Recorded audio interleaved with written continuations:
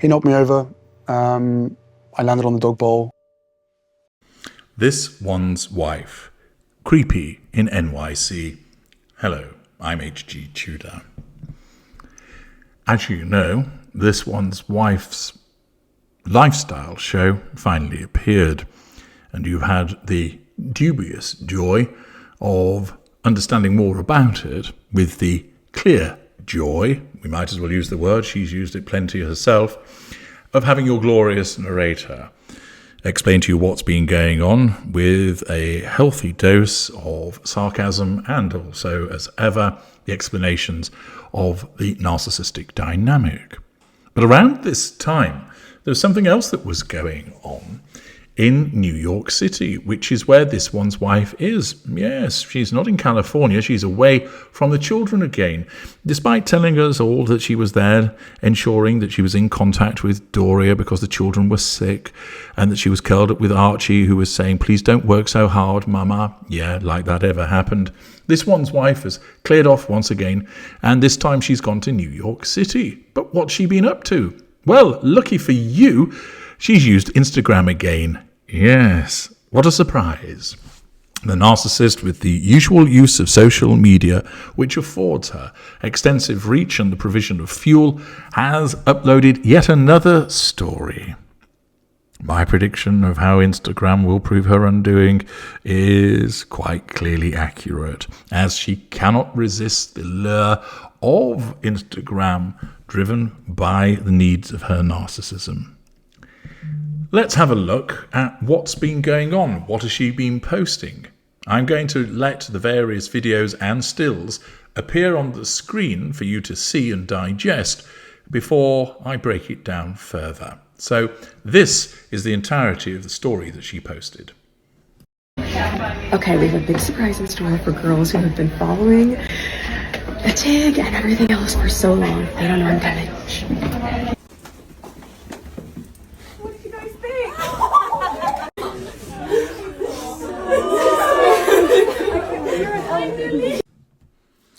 It appears that either This One's Wife or Netflix has arranged for a number of her supporters to attend an early screening of presumably the first episode, or maybe a couple of episodes, or surely they wouldn't subject them to the whole snooze fest, but who knows.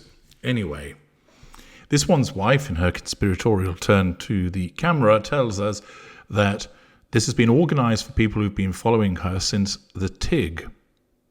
Okay. And that they don't know that she's coming. Whoopee-wee. So in she walks. And I have to say the reaction is almost, sorry, who's that? They seem somewhat underwhelmed by her appearance. She seems more excited than them, with the usual teenage clasp of her hands to her face as if to say, "Oh wow guys, isn't this exciting?" And then we get to see her making a beeline for one poor hapless individual who sat there saying, "I was just minding my own business watching this, and I'd actually just woken up because it was so boring, and then all of a sudden this ghoul appears in front of me dressed in black, and I shit myself because I thought it was trying to suck the life force out of me." It was only as I sort of started to waken up properly that I realised it was actually the woman that I've been staring at on the screen for a while, although she looks a different colour when you meet her in the flesh.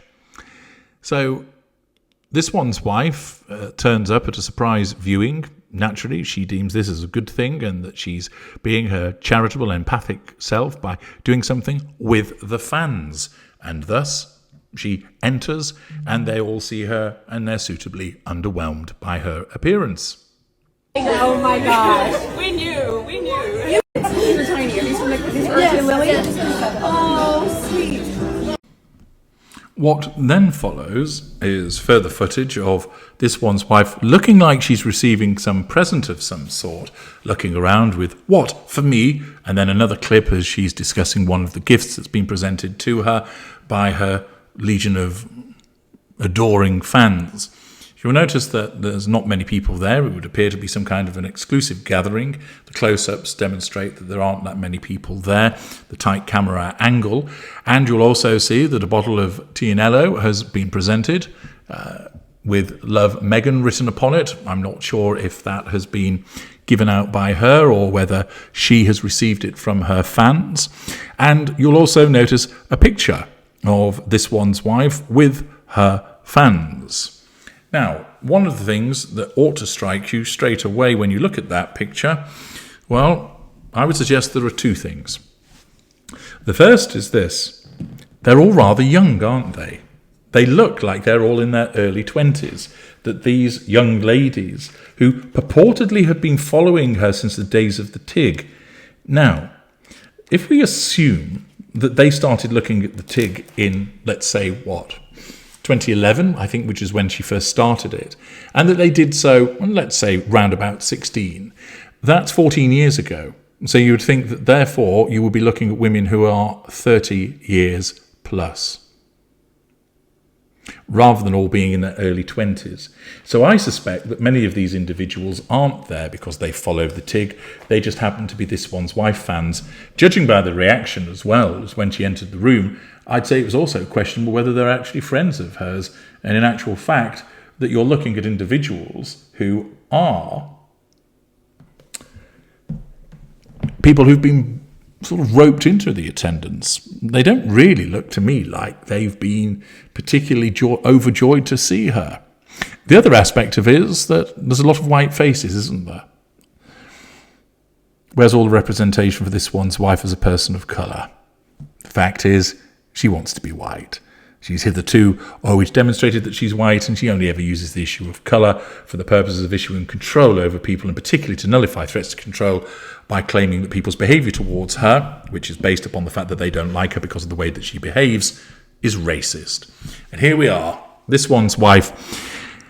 If you're a sugar and you happen to be watching this, and likely as it is, you might want to be questioning why it was that no people of colour, apart from I think one face amongst the throng of white faces, were actually invited.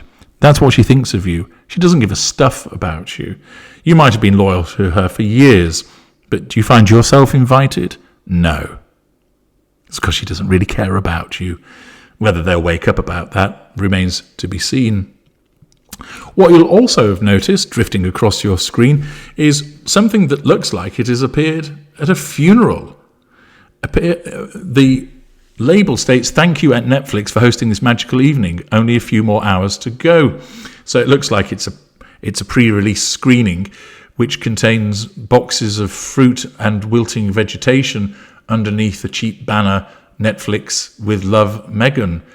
It almost looks like a Halloween or funeral announcement for this. Perhaps it's a bit of a sense of humour from the individuals at Netflix who've realised that this really is a crock of shite and they're going to give it an early death.